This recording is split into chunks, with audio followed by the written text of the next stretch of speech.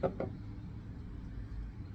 आप लोगों को जिस्म में बहुत ज़्यादा दर्द की शिकायत तो नहीं है? बहुत थकान हो रही है, पट्ठों में दर्द, हड्डियों में दर्द, आँखों में दर्द, स्पेशली आपकी आँखों के पिछले हिस्से में दर्द, या आपके पेट में मरोड़ तो नहीं हो रहे हैं, आपको उल्टियाँ और खाना हज़म नहीं हो रहा, कुछ ऐसा तो नहीं हो रहा है, या सर में बहुत दर्द रह रहा है, या फिर आपको तेज़ बुखार है जिसमें कि बहुत ज़्यादा सर्दी लग रही है, इतना कि जिससे आपको कपकपी तारी हो रही है, या आपके जिस्म पे लाल लाल धब्बे तो नहीं बन रहे हैं, या फिर आपके मुंह से, नाक से, कानों से खून तो नहीं आ रहा, या फिर पेशाब या पखाने में खून तो नहीं आ रहा।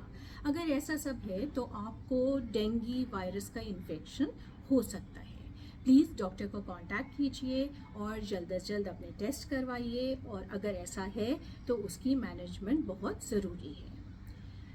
डेंगू क्या होता है और ये कैसे ट्रांसमिट होता है और हमें इससे बचाव कैसे करना है, आज हम इस सब के बारे में बात करेंगे। मैं हूँ doctor Mariam Adeel. Dengue virus जो है ये एक ख़ास किस्म के मच्छर में रहता है जिसका नाम है एडीज़ एजिप्टी, और इसको हम आँखों से पहचान सकते हैं क्योंकि इसके जिस्म पे काली और सफ़ेद धारियाँ होती हैं। और ये ना सिर्फ ये कि गंदे पानी में बल्कि ये साफ़ पानी में भी रहता है। तो इस वजह से हमें इसके ख़िलाफ़ बहुत सारी एहतियाती तदाबीर करनी है अपने बचाव के लिए। और ये सबसे ज़्यादा मल्टीप्लाई होता है 30 डिग्रीज़ टेम्परेचर में। तो गर्मी के मौसम में, ख़ासकर इस बारिश के मौसम में, जब बारिशों का मौसम बहुत ज़्यादा हो गया है, सैलाब आए हुए हैं जगह जगह, क्लाइमेट चेंज की वजह से ज़्यादा टेम्परेचर्स हमारे हाई हो रहे हैं और गर्मी बहुत ज़्यादा हो रही है, तो इसके केसेस की तादाद दिन ब दिन बढ़ती जा रही है।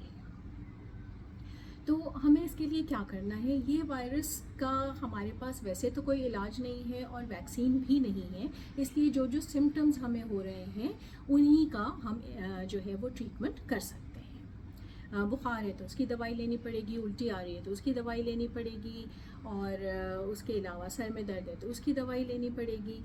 यही इसकी मैनेजमेंट है। लेकिन आप क्या कर सकते हैं?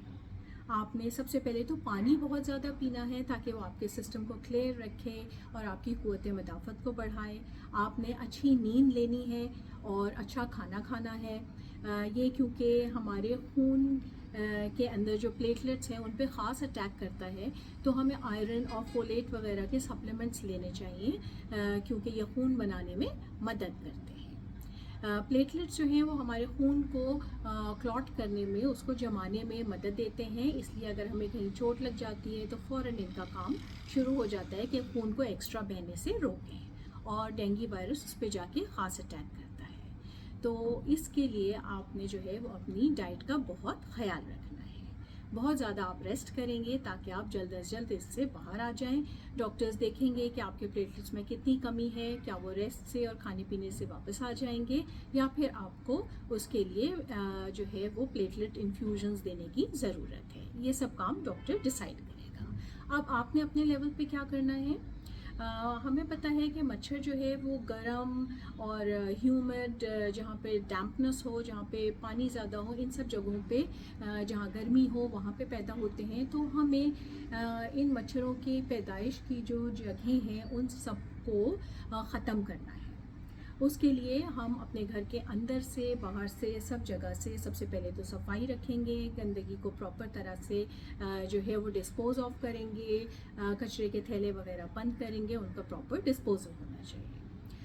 फिर हमारे घरों के इन और अराउंड, बाहर और अंदर जो है वो पानी कहीं नहीं जमा होना चाहिए, क्योंकि गंदे पानी में मच्छर पैदा होता है, तो वो मलेरिया भी कर सकता है, और डेंगू का मच्छर है तो वो डेंगू फीवर भी करेगा।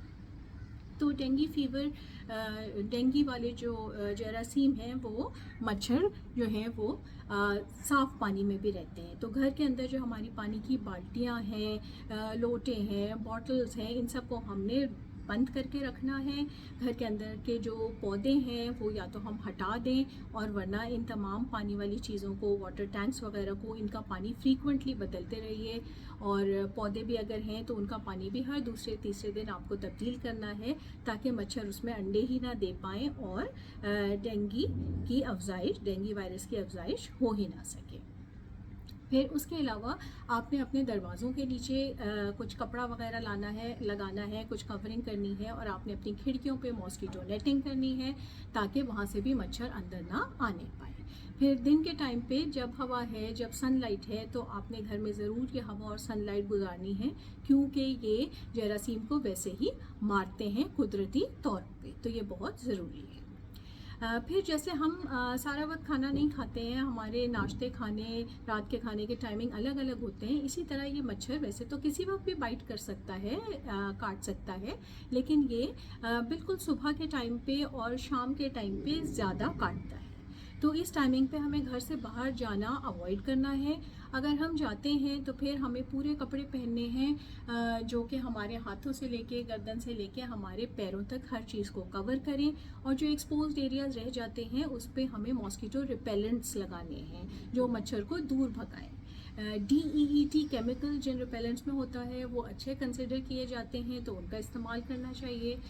फिर इन सारी जगह पे घर के इन और अराउंड हमें फ्यूमिगेशन करवानी चाहिए, और हमें इंसेक्टिसाइड्स का स्प्रे रेगुलरली करना चाहिए ताकि मॉस्किटोज़, मच्छर जो है वो वहाँ पैदा ही ना हो पाए।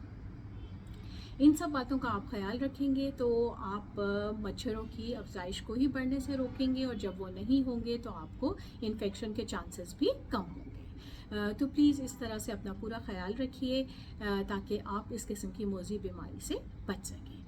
Thank you. अल्लाह हाफ़िज़। अस्सलाम वालेकुम।